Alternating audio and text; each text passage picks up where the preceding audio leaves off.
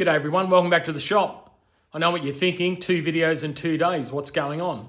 Look, I'm out here today, I'm doing some turning work and some milling work, but I bought a new tool, so I just thought I'd share it with you, just a quick little video, and it's a little small chuck, 3-jaw self-centering chuck that I got for my milling machine. So let's take a look at it, guys. So here's the box in all its glory, and now I bought this through the week, and when I purchased this, I went to one of my local suppliers in Australia here. It's called Machinery House or Hare Forbes.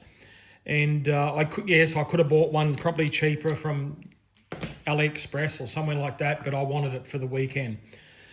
So this is a little K11 series, so 130mm self-centering chuck. I also bought a couple of bandsaw blades as well, just for general mild steel work and some stainless steel if need be.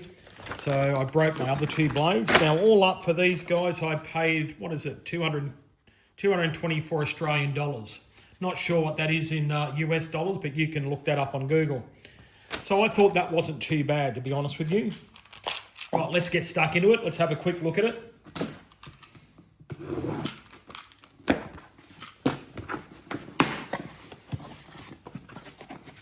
All right, obviously content list. Got the jaws.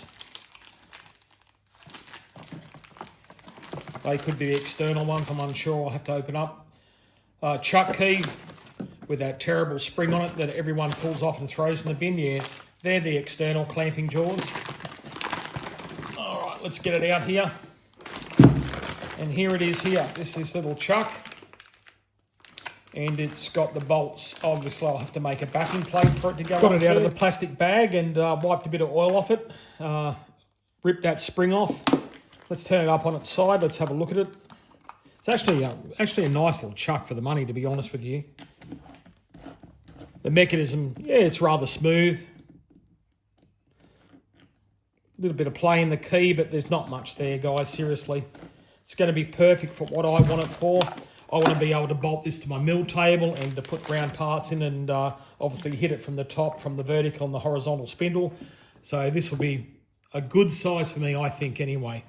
I did contemplate buying a larger one, but I thought stay away from a large one, just go. Got you over at my milling machine now. Here's the little chuck, and it's a beautiful little size. I think it will work on this milling machine quite well. Later on down the track, I'll probably CNC machine an aluminium adapter plate to go onto this. My American friends call that aluminum. Aluminium. Anyway, so without getting into semantics, here's the little installation guide that they send you. And I've got the 130 here, so I've highlighted it for you on the camera. And D2 is what I'm after. That's the PCD for the bolt holes, which is 115. There's 3 holes, they're M8.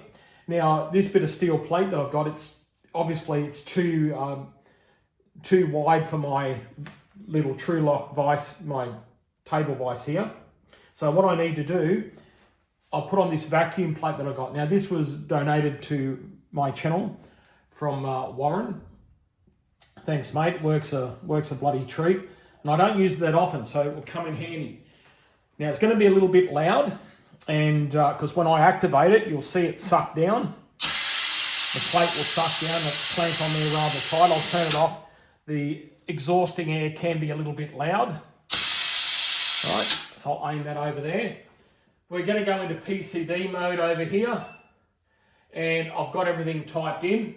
So I've got 3 holes at 115. I'm going to activate that vacuum, pull down on the plate, and turn my mill on. Okay, what I need to do here is move to the position of Y0 and over here and X.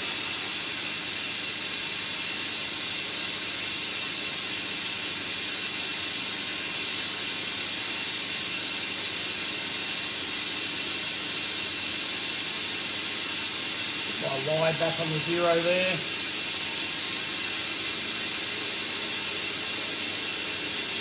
Mark that hole. Position spot drilled. So I believe it's that, which arrow is it? The right arrow to go to the next one.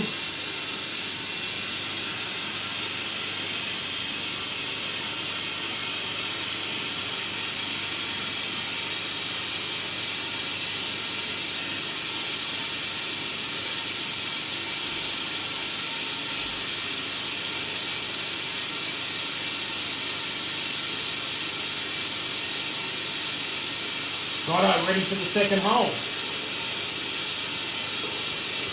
That's done.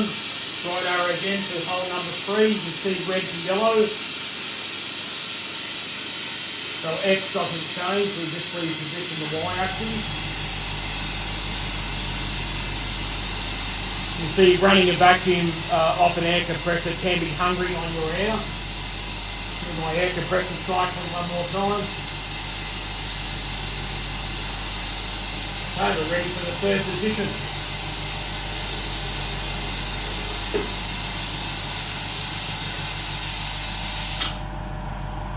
So I've accurately marked those now in the right spot. I can turn that air off.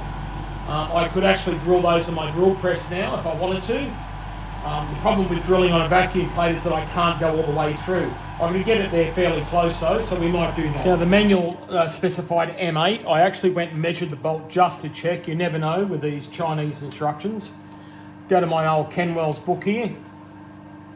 And on metric course, if we go to 8mm here, that the drill size for this one here, they recommend 6.8 as the tapping drill size. You could do it mathematically, of course, but why I've got the chart here, it's just a simple subtraction. So 6.8, I don't have a 6.8 drill, so let's go. Tom, you'll love this. I'm going to Imperial, mate, God help me. So 6.8 around over here, so in between 6.7 and 6.8 is 17/64. So we've got our 17/64 drill bit in. That is a Sutton drill bit, by the way. Good old Aussie made. Right, let's go. Air is on. Now, unfortunately, I can't drill all the way through, so I'll just give it a good start, and I can finish those holes off later. All right. Now, here we go. Air is on. There's my 0, 0. My depth stop is set, so I won't drill through the plate. Beautiful. Over to my next position number 1.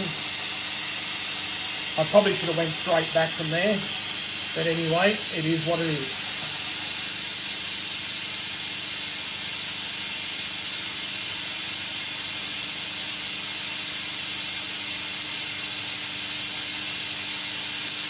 Righto, put some of my trusty hang surface on. If you want some of this stuff, it's American made. Go to Arthur at Live Tools, he stocks it. I find it good, really good stuff. It's a bit cold here in Melbourne today, so it's thick as.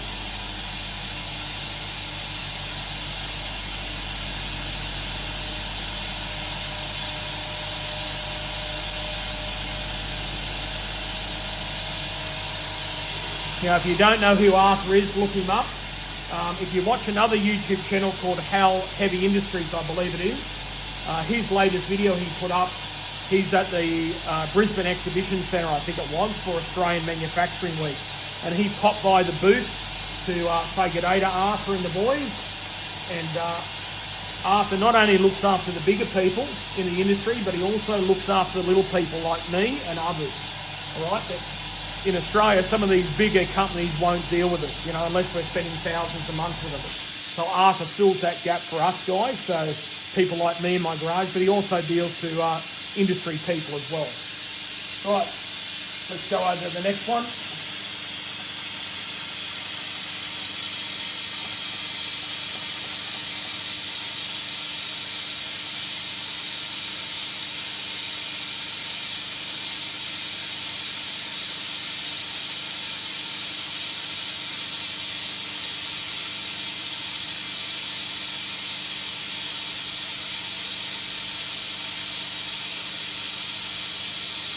0, 0, and away we go. Put a little bit more of that hang surface on.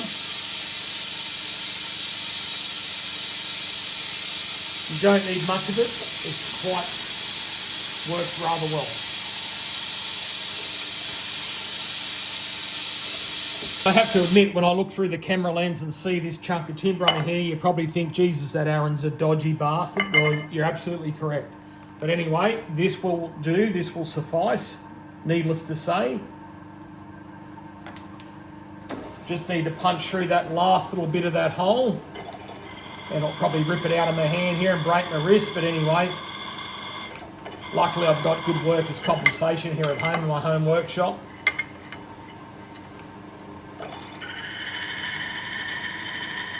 But helicopters, I'm just going to let go of it.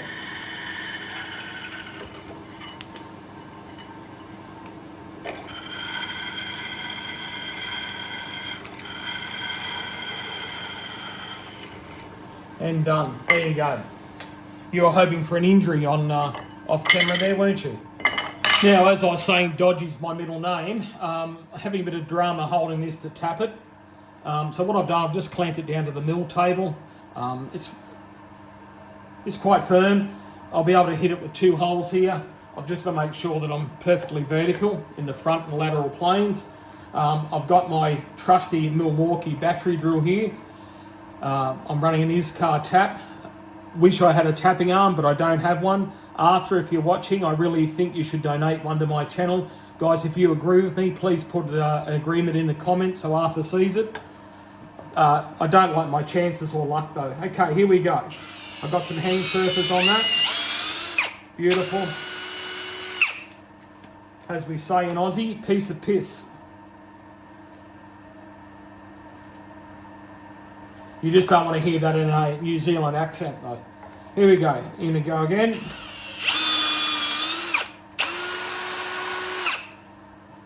Like hot knife through butter. One more hole to go. Lucky last hole.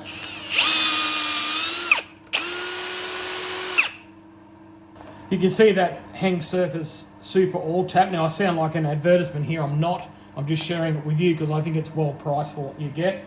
It works well in both steel and aluminium. We're over here on the belt linisher. Let's knock these corners off.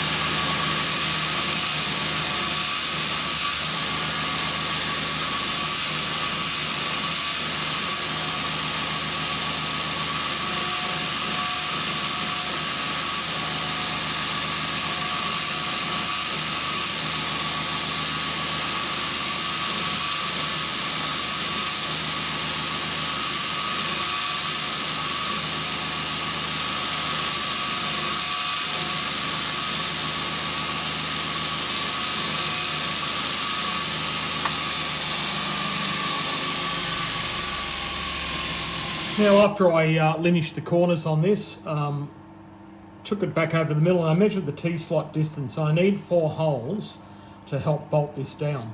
So I've drilled 3, I'm up to my last one now. I thought I'd bring you on camera to show you this. Nothing flash, just a bit of drilling. So 6mm spot drill first.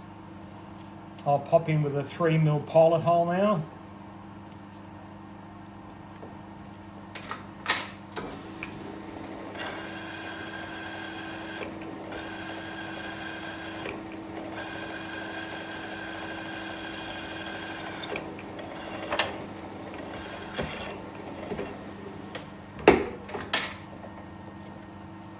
Take that out. I've got a 10.5mm drill bit. The hole needs to be 10mm. I'll give it 0.5mm up for clearance so the bolt doesn't bind when I put it in.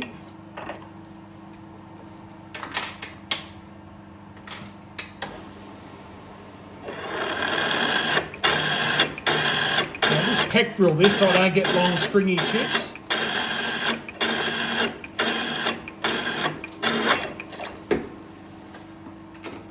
And we're done.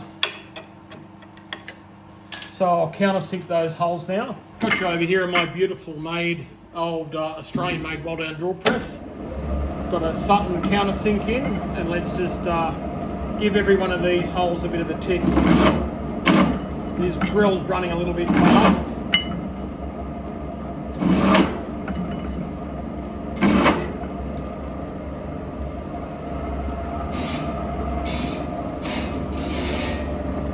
It is a variable speed drill, but that's as slow as it will go.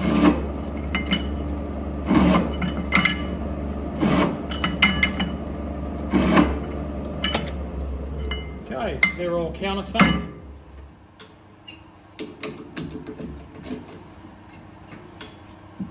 Righto, let's go fit the chuck. What the chuck looks like bolted down, I'll just take you out a little bit. You can see that, the plate's down here. I left these bolts a little bit longer. I could have cut them down with a hacksaw and tickled them on the grinder. I don't want to change length because I do want to CNC machine an aluminium one of these on my mill. later on. This will get me out of trouble for what I need to do, and truth be told, it will probably never change. I'll probably never do it. So let's do up these bolts on the 3.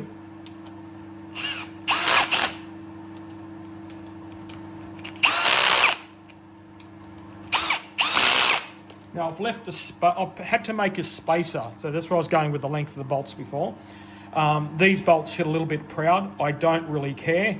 As I say, I want to keep these bolts original. If I decide later I'm not going to do anything, I will chop them down a little bit.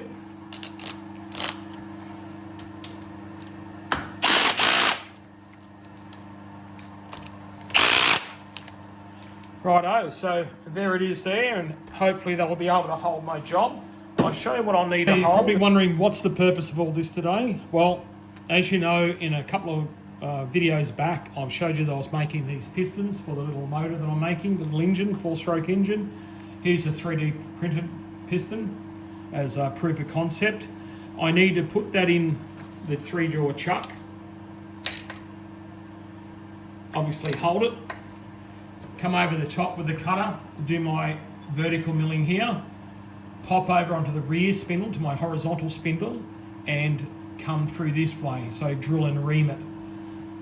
And this will do both operations in one setup, and that's what I want to do. I've only got to make 4 of these, so watch this. So that's a wrap. Thanks for hanging out in my little workshop today, and look, it wasn't that exciting, but it was a job that had to be done nonetheless. Please feel free to interact with me down in the comments. I'll always try my best to reply to all of you. And go and check out some of the other guys commenting in the video too. There's a nice young fella called, I think it's called Garden Tractor Boy or something like that. Young fella over in England. He's got a lathe in his shed. He's trying to fix up ride-on lawnmowers and stuff like that. He's a nice young fella. Go check him out. Give him some support. Like always, like and subscribe. I appreciate it. It's free. It doesn't cost you anything. I'll see you on the next video. Bye-bye.